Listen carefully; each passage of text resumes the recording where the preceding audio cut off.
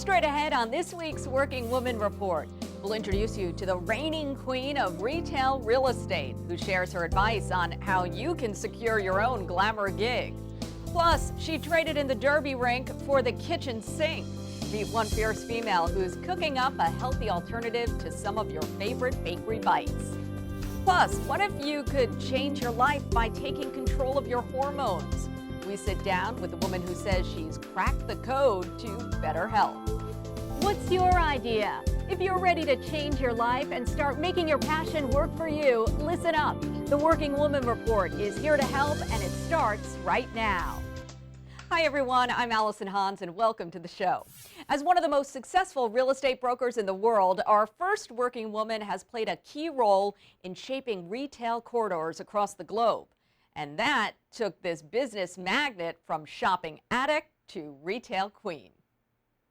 From Cartier to Jimmy Choo to Versace and Manolo Blahnik, when the world's top retailers are trying to find a place to locate that next store, Faith Hope Consolo is often one of the first people to be called upon. This real estate powerhouse has helped many of the most glamorous brands establish themselves in New York City and beyond. My job is I lease retail stores all over the world. Faith says she got started as one of the first women in commercial real estate more than 25 years ago.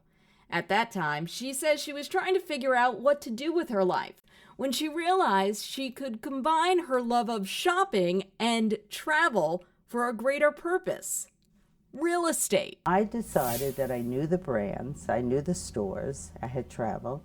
Why couldn't I just talk to them about, if you're not in Chicago and you're in New York, if you're not in Dallas? And that's really how it started. As chairman of Prudential Douglas Elliman's Retail Leasing and Sales Division, Faith is responsible for advising tenants and landlords. Her team identifies and secures the best locations for prominent international retailers and U.S. corporations.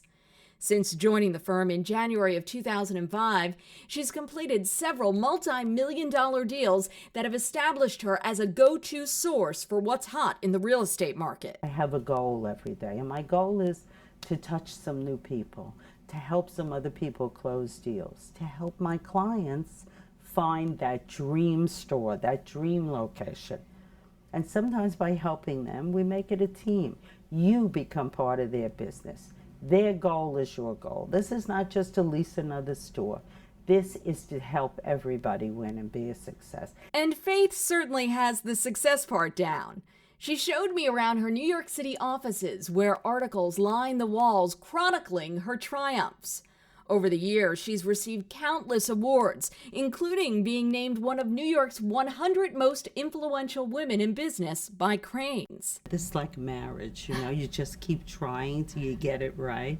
Well, I think you're getting it right. Well, no, I think she's getting it right. No, I don't know. We're just staying on top. And for this woman on top, staying on top means giving back.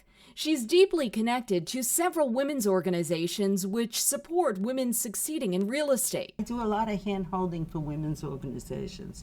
ARU, NICRU, I do a lot of scholarships. Now I go to lecture, I go to colleges, and I talk to them because sometimes education's the basic, but getting out in the world and really talking to people is the most important thing. So if you don't have the gift of gab, you may want to start practicing. Faith says just keep it simple and sincere. A lot is just speaking to the right person. You don't know who the right person is, but when you look at them and you feel, if you can impart your desire, your energy, they will get caught up in your momentum. If I could tell women anything is, walk out, whatever you believe in, go in the direction.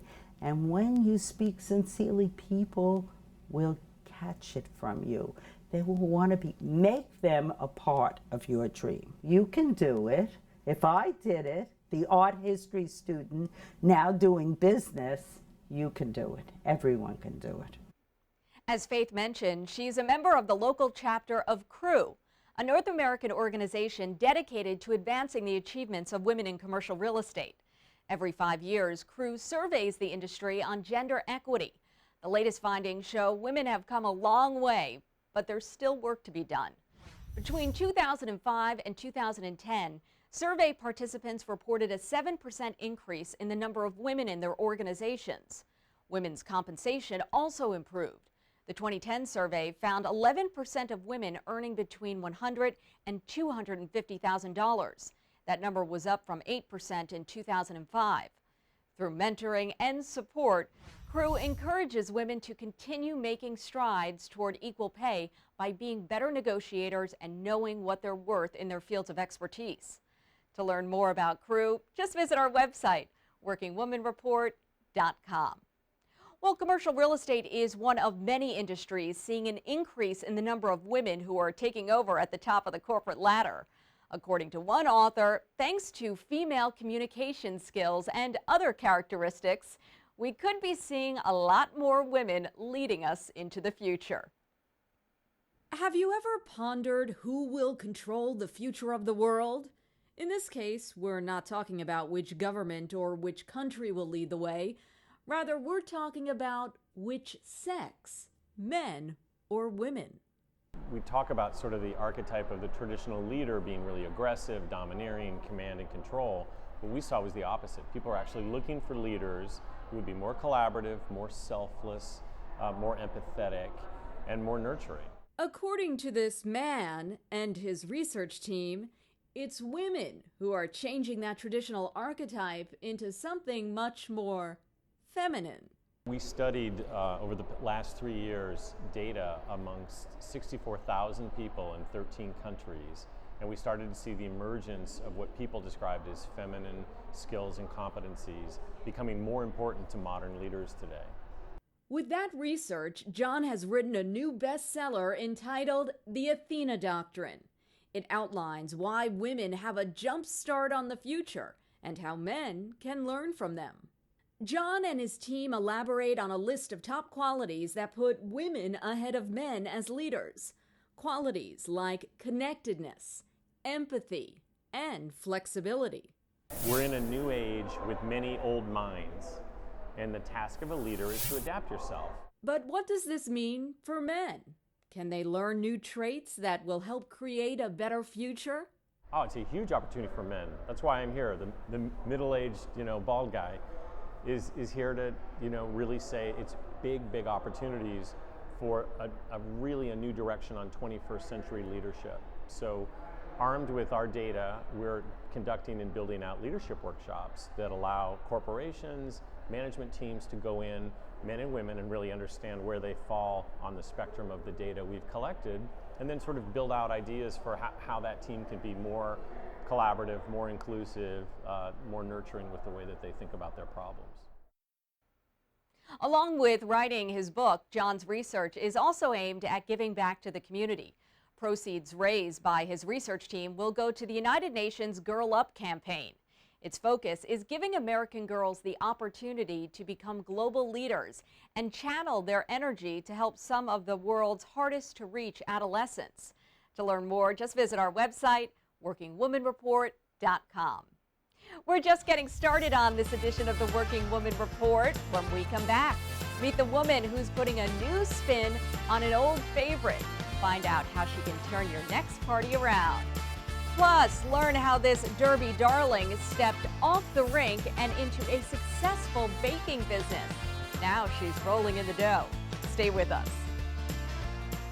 There's so many resources now for people interested in starting a business and for women entrepreneurs. I mean, from basic things like SBA.gov, the website, to shows on TV, to great books, magazines, enormous amount of online resources. But I think what's really important is that face-to-face networking. You find a mentor, get involved in a network, and try to understand as much as possible all those challenges, because there are so many challenges and things just cost so much more than you think and take so much longer than one would think and are just more difficult, and better to be prepared for that than just go in blindly. Welcome back to the Working Woman Report. I'm Allison Hans. Our next working woman knows a thing or two about rolling with the punches. 10 years ago, she was a force to be reckoned with on roller skates. Today, she's putting her sweet side to work in the kitchen, where she's rolling in the dough. Several years ago, Erica Fair was diagnosed with a wheat allergy. Being a lover of all things delicious, she quickly became tired and annoyed at the measly selection of gluten-free products on the market. So she took matters into her own hands and started creating her own baked goods. I found out a couple, maybe 10 years ago, that I was gluten intolerant, and that was just by trial and error, like just the foods that I was eating. And my joints would get really, really stiff. I would get really bad sinus infections. My stomach would hurt.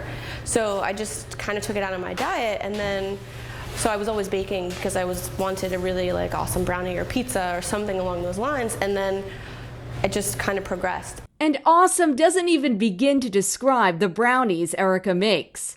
Of course, I had to try one for myself, a taste test, to see if the missing gluten makes a difference. This is fantastic. This is gluten-free. While Erica has a gentle, soft-spoken demeanor, this is one tough cookie. She was once a captain in a roller derby league. Back then, she was known as Roxy Balboa for the Manhattan Mayhem. I like that I'm in charge and I'm making something that people really want and people like need. Like they want that comfort of being able to have that really good brownie or that really awesome muffin. To learn where you can sample some of Erica's sweet treats, head to our website, workingwomanreport.com. Well, if you're interested in the baking business, you can rent a commercial kitchen by the hour in most major cities. Just don't forget to contact the local health department to learn about any specific rules or regulations in the area before you get started.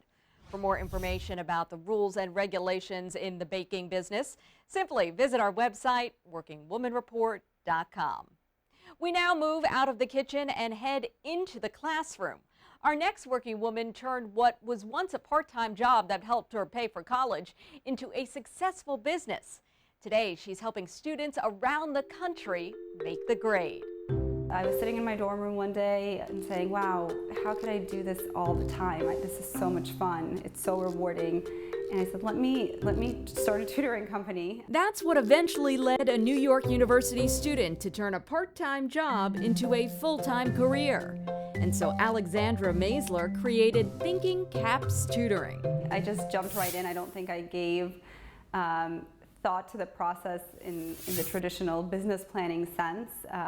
Probably would have gotten myself more scared had I done that. I just said, you know what, it's all about the kids. I'm going to start, see where it goes. And that was in 2003. Almost a decade later, Thinking Caps has spread from metropolitan New York City to Houston and Austin, Texas.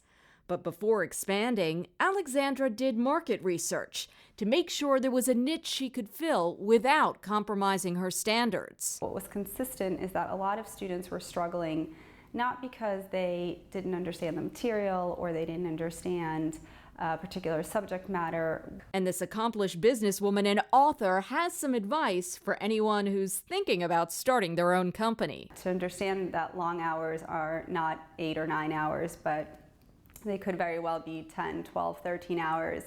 And to make sure that that's really a good fit for you and for the lifestyle, because it becomes, at least in the beginning, I think oftentimes an all-encompassing activity, and it's not just a job that you can leave at 5 o'clock. If you're thinking of starting your own tutoring business, here are a few tips to get started. Circulate flyers and business cards at local libraries, on store bulletin boards, and in schools. You can also join online tutoring groups and post ads on social networking sites. And if you tutor minors, you should have references and background clearances ready for potential clients.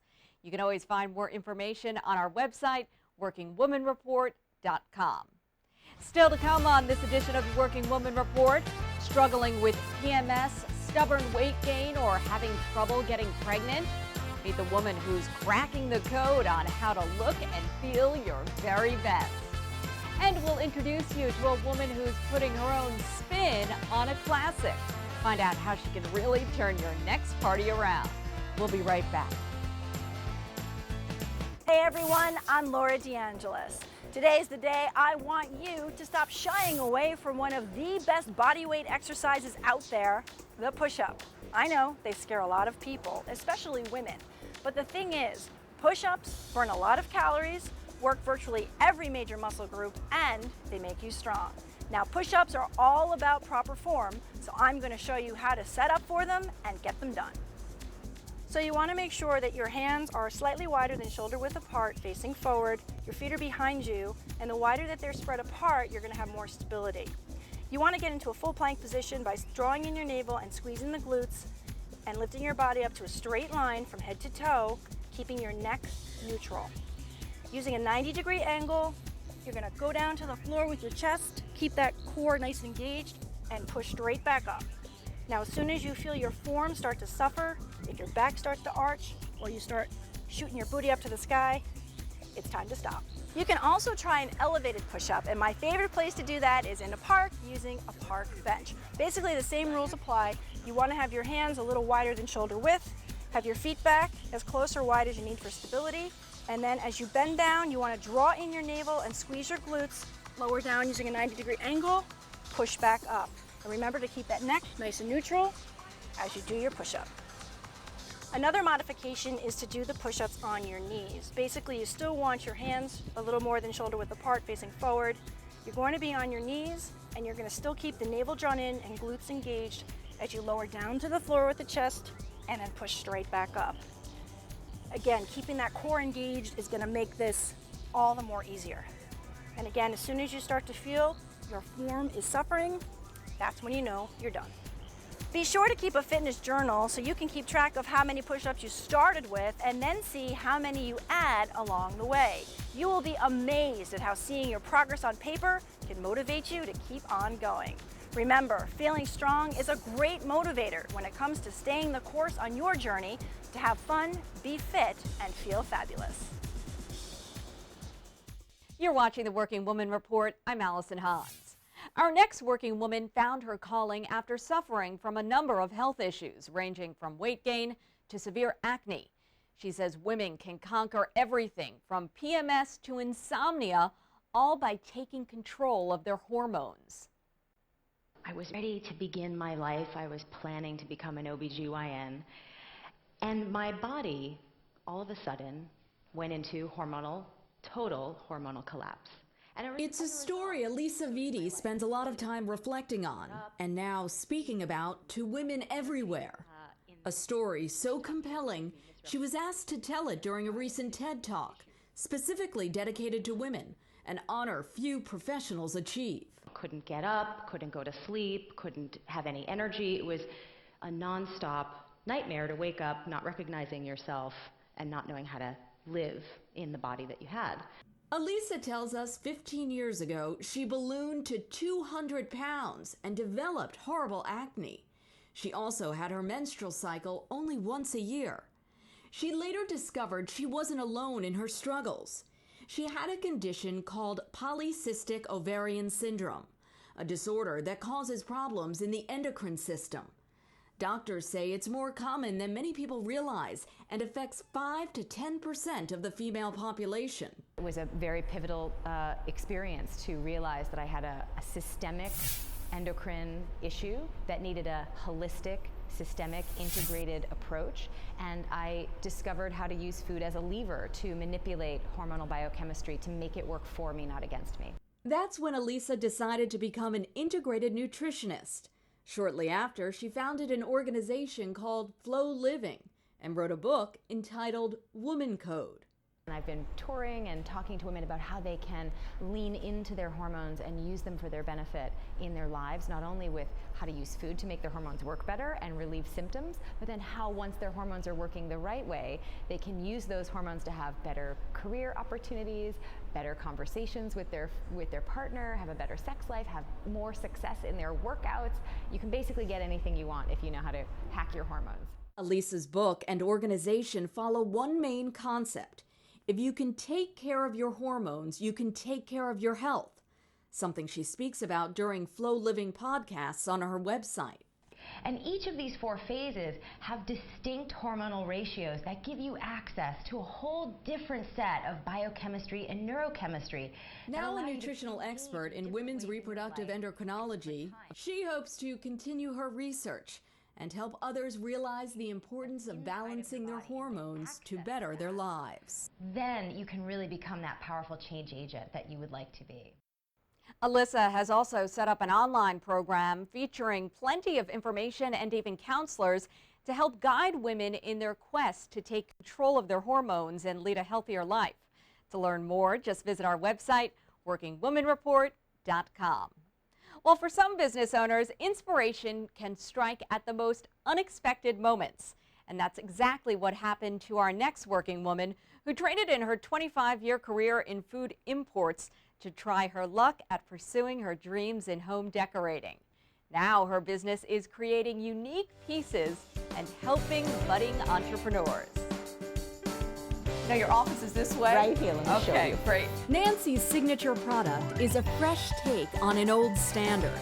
You probably call them Lazy Susans, but at Faux Posh, they're table spinners.